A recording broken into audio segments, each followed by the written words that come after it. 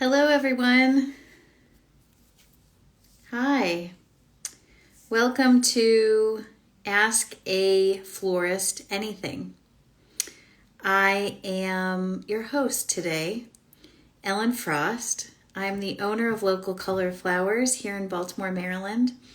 I'm also a speaker and a writer. I have a great weekly newsletter if you're interested in checking that out. I'm also an online course creator with the Gardener's Workshop. I offer 2 courses through the Gardener's Workshop. One is called Preparing to Sell to Florists, which is just a short course, 2 hours, I think. And then the other one, which is available now, very excited, I can tell you more about that, which is called Growing Your Business with Local Flower Sourcing. Both classes are available today. So hi everyone, love seeing everybody on here from all over the world. Estonia, I see you. So let's get started. We're going to spend maybe a half hour answering some questions. You can either type into the comments or where the little question mark is down at the bottom. You can type your questions in there and I will be sure to get them. Wow, somebody just right off the bat said, I bought your Selling to Florist class and I found my dream florist. Thank you. Well, that is a great endorsement. Thank you. I hope that that relationship continues to bloom for you. All right, so let's get started. Anybody have any questions to start? I am a florist who does all of the things that florists do, but I do them with local flowers. So I do weddings, events, corporate events, retail, floral design classes, all kinds of things, single orders, subscriptions. I do all of that with locally sourced flowers. All the flowers I use are sourced from within 100 miles of Baltimore. And a lot of the classes that I teach with Gardener's Workshop are based on my 15 years of experience as a florist sourcing local. So I offer all kinds of support for flower farmers that are attempting to sell to florists or who are already selling to florists. And I also offer support and teaching to floral designers who want to increase their sales and improve their relationships with local farmers by sourcing local. So let's get started. Let's see, we've got a first question. Which local flower can you not get enough of? This is always a tough question because everything we use is local. So everything is seasonal. So it just depends on the season.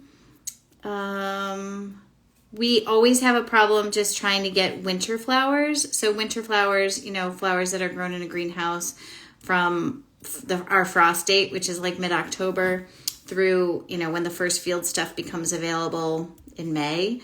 Anything in those months, great. We're always looking for more of that. Interesting foliages are always, needed. We love just unique flowers that maybe you can't get at the wholesaler. So, things like sweet peas and poppies. We've been using a lot of interesting scabiosas this summer, rudbeckias, anything that is unique and can't be found at the wholesaler. Somebody asked, how did I get started with floral design? That's a great question.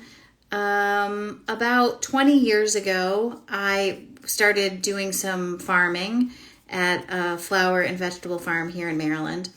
And just became acquainted with some flower farmers because I worked at a farmer's market. So I met some flower farmers and then just started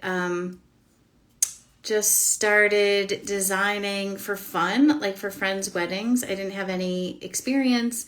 My designs were very simple then, and I'm so old that this was really before social media. So, I learned by reading books and reading blogs and just really practicing, like having my hands on flowers a lot.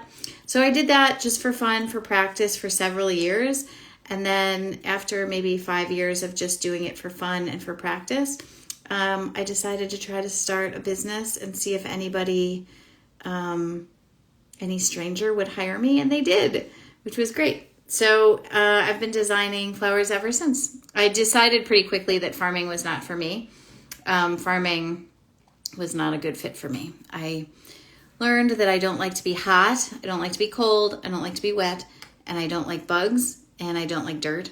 And yeah, I like farming, like in theory, and I love farmers, and I am a huge supporter of local, obviously. But the actual farming, I just decided was not for me. All right, let's see some other questions. What's your opinion on honeywort or cerinthe? I never heard it called honeywort, so thanks for that. Cerinthe, I like it. Sometimes I feel like it can be a little wilty, so that might be a post-harvest issue for farmers. We do have some growers that are doing, I guess, proper post-harvest care of it, and I've really liked it. But when it wilts, it's kind of a bummer. So I like it, but really check on post-harvest care if you're trying to sell it to florists. Let's see. Would you use a small suburban garden supplier? Sure. I mean, we have lots of growers that are small growers that live in suburban areas. So sure, that's no issue. As long as you have quality flowers and as long as you have quality flowers and good customer service, yeah, of course, no problem. Let's see. Am I naturally talented in design? Absolutely not. No. I started the business with 2 partners who left the business pretty soon after we started. But they were really the more artistic and more talented designers than I was in the beginning. I was really more the business person. And after they left, I was sort of faced with a hard decision of whether or not I wanted to continue the business without them, because I really did not have a lot of confidence in my designing abilities. Like I said, I wasn't formally trained. I was not comfortable. I definitely had imposter syndrome. But I decided that I really liked this business and I really wanted to continue. So I just put my mind to like becoming a better designer, and a more confident designer. And a lot of that was just practice. I did take some classes later on, maybe 8 or 9 years into the business. But a lot of it was just, learn by doing. So no, definitely not naturally talented. I have no art background. I have no, my background is in, my work background is in affordable housing and community development. I worked in construction for many years. My undergraduate degree is in Spanish and my master's degree is in business. So no natural talent there for sure. And that's why I say if I can learn, anybody can learn. Let's see. This says, obviously you've built up a great supply line with local farms, but what are some common mistakes that you had to work through? Okay, so yeah, of course, a million mistakes, right? I guess working with farmers, I would just say, is like working with any sort of partner, or, it is kind of like a work marriage. So, I would say good communication between farmers and florists is really important. I find that a lot of the challenges that I've had over the years with farmers is just because of my own bad communication. Sometimes farmers' bad communication too, but bad communication in general. So I would say, being overly communicative is better than less. Like one example I'll just give. I remember there was a time when we were having a slow summer, and I had been buying from a farmer every week for many weeks, and then the summer was really slow, so I stopped ordering from him because I didn't really have any work, and figured I would just pick it back up in the fall when things got busier again. And a couple of weeks after I stopped ordering, he sort of reached out and was wouldn't say angry. He was more like, what's up? He was like, I don't know, you were just like ordering every week, and then we were counting on you because you were pretty consistent, and then you just never said like, I'm going to take a break from ordering, or that the summer is slow and we just didn't know where you went. And I was like, oh my God, I just never even thought of that. I never thought to say that. And that could go both ways. You know, if you're a farmer selling to a florist and you're like, I'm going to be gone on vacation for a month, and then you don't send an availability list for a month, and I'm like, where are you? I haven't heard from you. So just like that kind of consistency in communication was a little bit challenging. And then, you know, just other mistakes, being overwhelmed and maybe not giving our customers the best customer service they can have. That's not the case right now, but I would say maybe 10 years ago, when I was like in year 5 or year 6, when things were really starting to ramp up, I really did not hire enough people to help with the workload. And so I feel like maybe people didn't get as many didn't get a good experience with us as they could have. So I don't know, those are a few. There's always, you know, everybody's got challenges. Everybody makes mistakes. I feel like in my class, Growing Your Business with Local Flower Sourcing, I probably go into a lot of detail about a lot of the mistakes I've made, because there are always lessons to be learned from mistakes. So that's something you could check out there. Let's see, what else? Where do you buy your locals from? Direct from farm or from a local wholesale market? All of our flowers right now come directly from farms. We don't buy anything from a wholesaler right now. We used to buy tulips from a New Jersey farm years ago, but we don't do that now. So everything we buy comes directly from farms, and those are either like single farms or from farm co-ops or collectives. And I would say right now we have about 40 growers that we buy from throughout the year. But on any given week, we are buying from maybe, maybe a dozen or more, depending on what the week is like. So yeah, nothing from wholesalers. Our wholesalers don't actually offer a lot of local stuff here. Some, but not a lot. And it's just, we've been in the habit and have the relationships with the farmers that make it easy for us to just go to them directly rather than try to go through a wholesaler. Let's see. This is a follow-up. Did you find the farms or did the farms find you? Do you deliver or do you pick up? Mix of all the things. Some farmers I found, some farmers found me, some farmers I pick up from, some farmers deliver. So I don't know if that's a good answer. When we started with basically one farmer, John McEwen at Locust Point Flowers. He was the first farmer that we ever bought from and the first farmer we knew. And he introduced us to a lot of other farmers. So that was great. And then through the years, we have worked really hard at developing new growers. So searching out new growers, whether they were flower farmers that weren't selling to florists or vegetable farmers that were interested in selling to florists. Doing flowers. We also just, in our search for winter growers, have sought out a lot of winter people because they are not necessarily as readily available as other field flower people. So we've done both. And right now, most people deliver. We only really pick up from one grower in the winter at this point.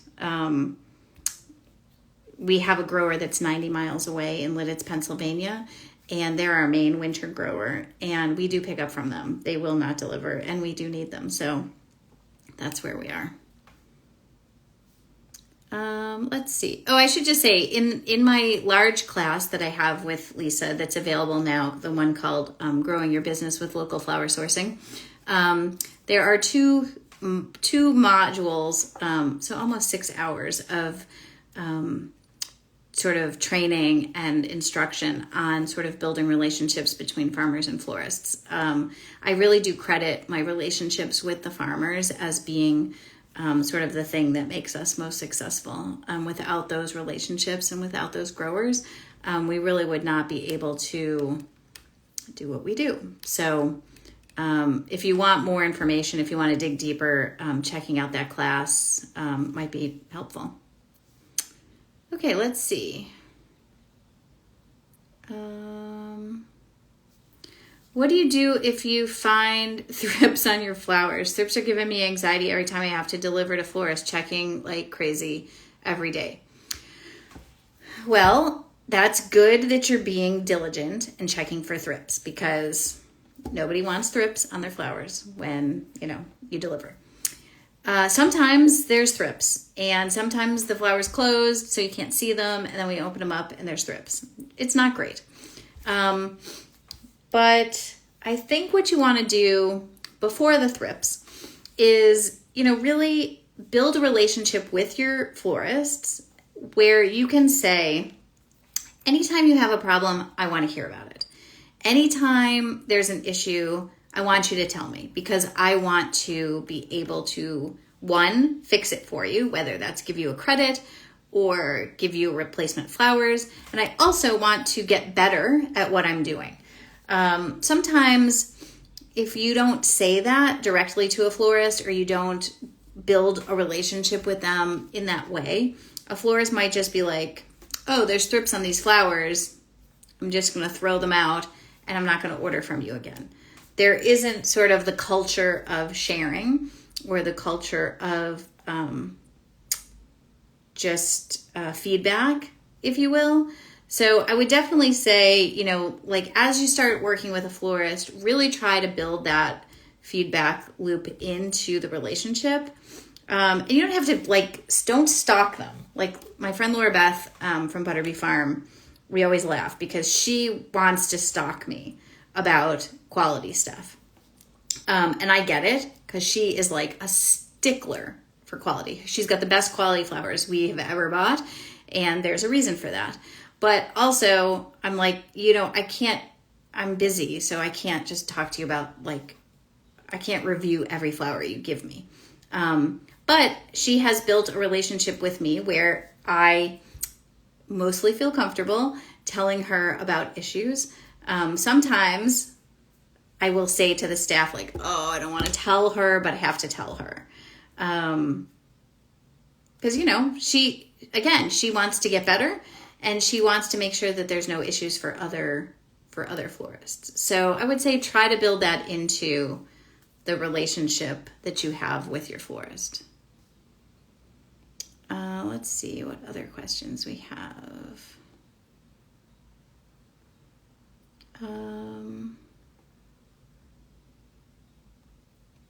Let's see. Good stem size, not length for sunflowers. That's a question for Lisa. I would say, let me say, what is a good stem size, not length for sunflowers?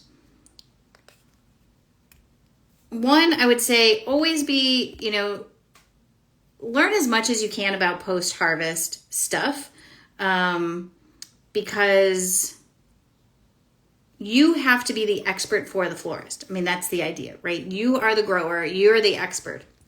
You're sharing information with your florist so that they can sell your flowers. So first off, just really dig deep in post-harvest care. The ASCFG has a great post-harvest care book. I refer to it all the time as a florist. You should refer to it all the time as a farmer. Next, I would say, some of that is going to depend on what the florist is going to use those flowers for. So again, you might want to talk to your florist and say, look, I have sunflowers at this length or this width or whatever, is that usable for you? For me, I always want any flower lengthwise to be above a black round bucket, so more than 12 inches. If a farmer has something that's shorter, I'm happy for them to offer that to me, and I can just say, I don't need that this week. Or I can say, I have 1,000 bud vases to make, and I would love those shorties, and you can sell them to me for a little cheaper, so that's great. So that really just depends on who the florist is you're selling to and what they need the flowers for. I would say a good rule of thumb is taller than a black bucket, and harvested in the right stage. So like for sunflowers, either like closed or with one petal. I don't know if that's what it is. One petal open. That's how they should be harvested and delivered to the florist. And then an explanation to the florist that these are harvested in the correct way and that they should open once you take them out of the cooler. Let's see.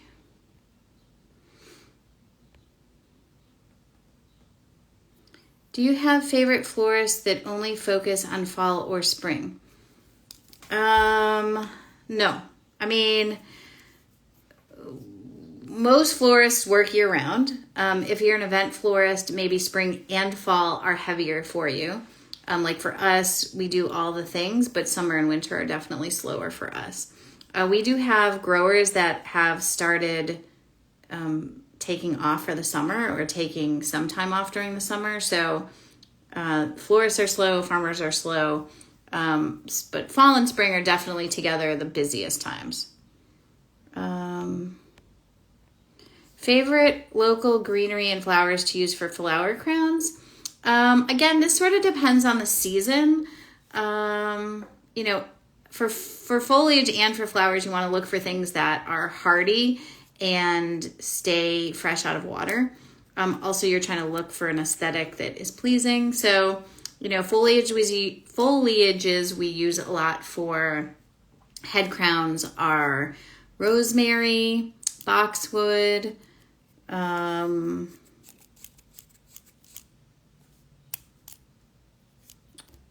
rosemary and boxwood. That's all I can think of right now. And then for flowers, anything that stays great out of water. So things like gomphrena, strawflower, things in bud, ranunculus in bud, anything like statice or German statice, anything that stays great out of water. All right, so this next question says, Lisa talks about harvesting on Monday and Thursday, selling on Tuesday and Friday. When do you need most of your inventory? This is a really good question. And again, this goes, I'll tell you, let me start over. In my small class that Lisa offers, the one that's called Preparing to Sell to Florists, we talk a lot about how florists are not all the same. And so this question really is specific to the type of florist that you're selling to. If you're selling to a retail florist that's open like Monday to Friday, then, a Monday or Tuesday sale day to that florist is great. If you're only selling on Fridays, then that florist is not going to be able to use your stuff. Likewise, or the flip side, is if you're selling to an event florist, selling on Tuesday might work because maybe they're starting work on Wednesday. Friday might be a day where they're picking up like last minute stuff. So like for us, we're getting deliveries Monday and Tuesday for our weekly stuff that starts on Wednesday. We're often getting stuff for events like Wednesday, Thursday, and then Friday is really just like emergency stuff or stuff for our Saturday retail sales. So a lot of it just depends on the florist that you're working with. The big chunks are like event florists and retail florists. So people who have retail shop and what their schedule is, and wedding florists who are mostly working on the weekend. So I would say, really try to tailor that to the florist that you're selling to. In our class, in the Preparing to Sell to Florist class, we talk a lot about, like what you want your lifestyle to be like. If you're like, I don't really want to work on the weekend, so delivering on a Monday isn't probably going to work for you. Or if you're like, I am too busy during the week, and at the end of the week I can take Fridays off and I can do stuff. So that might be better for an event florist. It really just depends on the type of sort of workload and schedule you want to have, and then the needs of your florists. I hope that's helpful. How big is your florist company? Typical number of arrangements per week, per month? Okay, so let me tell you first. Up until July 1st, we did about 100 subscription deliveries a week. We have since given that part of the business, the subscription part of the business, to one of our designers to own for her own business. You can check her out at Bloomhouse. Sam and Jess. Jess was our lead designer for 6 or 7 years, and the subscription part of our business grew a lot during COVID. And once COVID was over and we sort of went back to doing the things that we did before COVID, we realized that we subscriptions weren't something that fit into our business model. So we have passed that along to Jess. So those 100 or so deliveries, 80 to 100 deliveries, are off our plate. So now it's a sort of whole new different world. We are doing maybe, 20 delivery orders a week, maybe 1 or 2 weddings, maybe 1 or 2 corporate events. We're open for retail 1 night a week for a flower happy hour, and 1 morning on the weekend. Saturday during the farmers market, we're open. Then we do several floral design classes every week, and some other sort of events. And so it's a mix of other things. We are trying to carve out like a Monday, Tuesday, Wednesday time frame to work on sort of future planning things. So more online classes, our weekly newsletter. Like I said, if you are interested in the weekly newsletter, it's really fun. I don't know if there's anybody on here that reads it, but I think it's really fun. So you can send me a message, or you can find it at ellenfrost.com or at locoflow.com. So we're trying to carve out some time to work on that Monday, Tuesday, Wednesday, and then really be in the shop Thursday to Sunday. I don't know if that helps. Let's see. Can you grow a business from farming and not designing? Sure. Everybody, most of our growers don't do design, and they have great businesses. So yeah, of course, you can definitely be a farmer and not a designer, 100%. Do you have favorite design inspiration resources or books you recommend? Yes. Okay, so an online course is the Floral Coach. Nicole Balsters, I think is her name. Floral Coach. She has a great hand-tied bouquet class. I think it's called Bouquet Boot Camp. Very good. I really like Ariella Chazar's design books. If you DM me on Instagram, I can give you a list of those. I like Florist's books. I think those are good. Martha Stewart's flower book is very good. That's a handful that I like. Let's see. When creating a bouquet, should I start with focal flowers or fillers? Is there a ratio or guide to how much height difference is good? So sort of our thinking about bouquets is that we want to have these elements. We want to have foliage, we want to have focal flowers, line flowers, filler flowers, and then any bits and pieces that are interesting and add movement and texture. And so when I start a bouquet, usually I start with foliage, and then anything with a strong stem. This is for a hand-tied bouquet, not a vase arrangement. Vase arrangement's a little bit different. Hand-tied bouquet, I start with foliage, and then I start with heavy stem. That could be a line flower or a focal flower. I don't know if there's I'd say a ratio guide to height difference, but I think if you have all of the elements, including line flowers, you'll have some difference in heights and textures.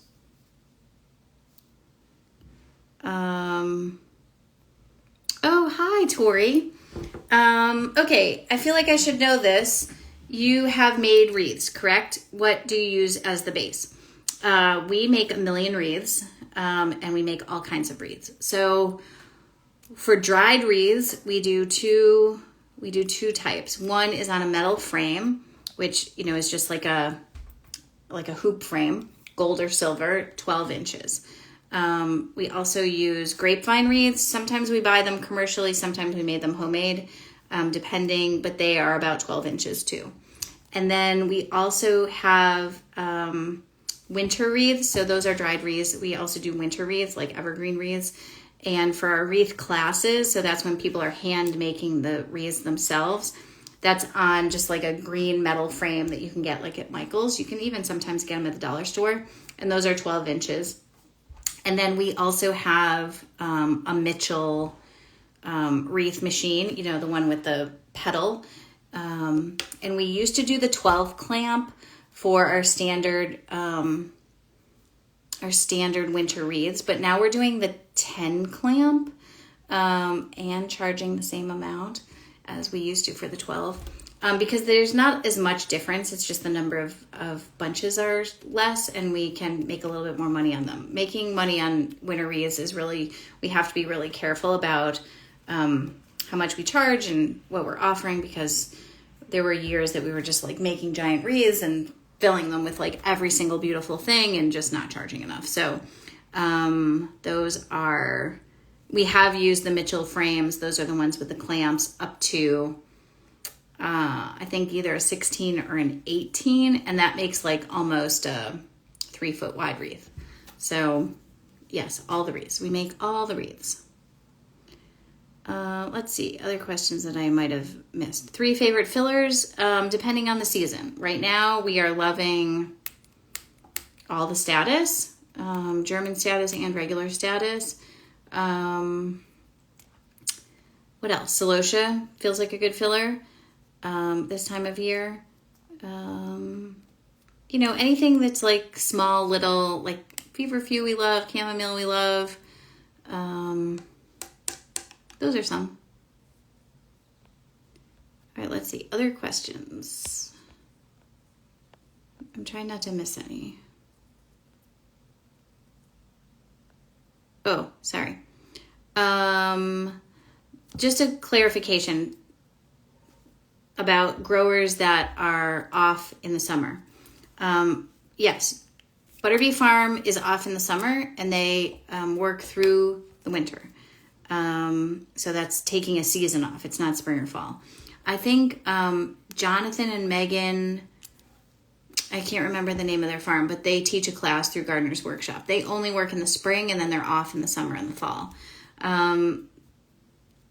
Part of it's just trying to figure out like what works for you. It might be unconventional. Like one of our farmers, Hill and Homestead, she's taken off in the summer now that her kids are school age and they have off in the summer, and she's trying to find a way to like be with them more. So she's really going heavy on spring and fall and taking the summers off. So, you know, make it work for you. If it doesn't work for you, you'll probably be miserable and, you know. Let's see.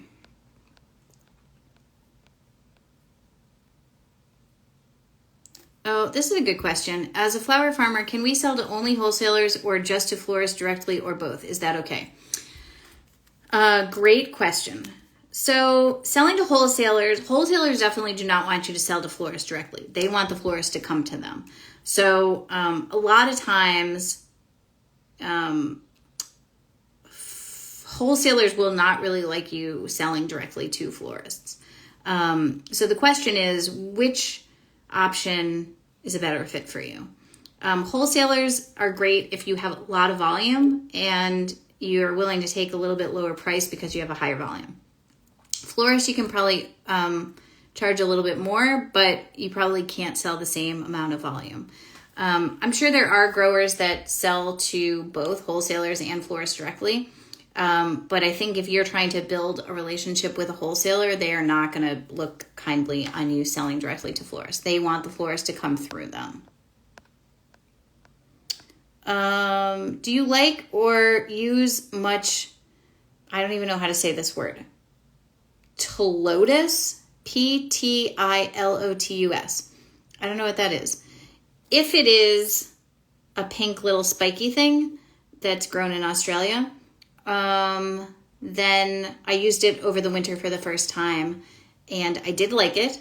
It worked dried. It did have a little bit of a hydrating issue, but that might have been the grower's issue. If it's not that, then I'm not sure what it is, but you could tell me and I could answer better. Let's see. as a florist, are there any farm practices that are important to you? This is a really good question and something I think about a lot. So quality in post-harvest, I think, post-harvest care is very important. I have fired or rejected farms that do not harvest correctly. So that means not harvesting at the right time, delivering to me in the wrong harvest stage, or not caring for the flowers correctly once they've been harvested, either putting them in dirty buckets or dirty water, or not hydrating them enough, or not cooling them enough.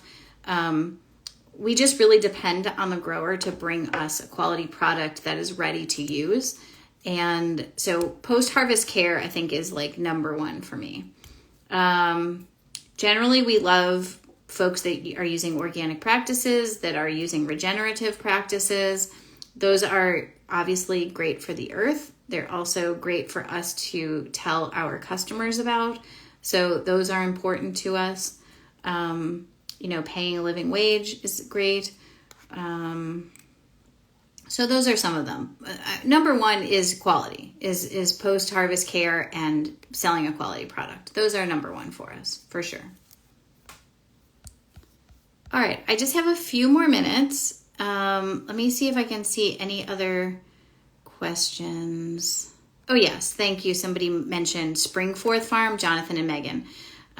They only work in the spring, I think, and not work in the summer and fall. They used to work in the fall too, but they cut that out too. So they basically just like load it up in the spring, and that works for them. I mean, we have growers that only do one crop. We have a farmer that only grows peonies. So there's that. You can make anything work. It just depends on what your goals are. All right, I'm just running through these comments, making sure I'm not missing anything. It's always fun to see so many people on here, especially since I haven't been here in a while. So yeah, it's nice to see you all. All right, I think that's just about all the questions. If there's anything else, you can always reach out to me. So just to make things really complicated, you can find me at Ellen Frost Flowers on Instagram. That is my new Instagram that is all about flower education, flower adventures, all the things flowers that I'm doing outside of sort of the flower shop.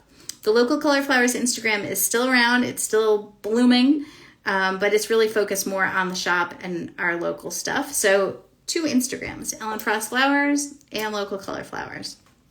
Those are the best ways to find me. You can DM me at either of those spots. I hope you'll check out both of my classes with the Gardener's Workshop, Preparing to Sell to Florists and Growing Your Business with Local Flower Sourcing. I'm really proud of both of the classes. I put a lot of time into them, and I think they're just full of information. So if you liked this talk, just picture that like 10 times more.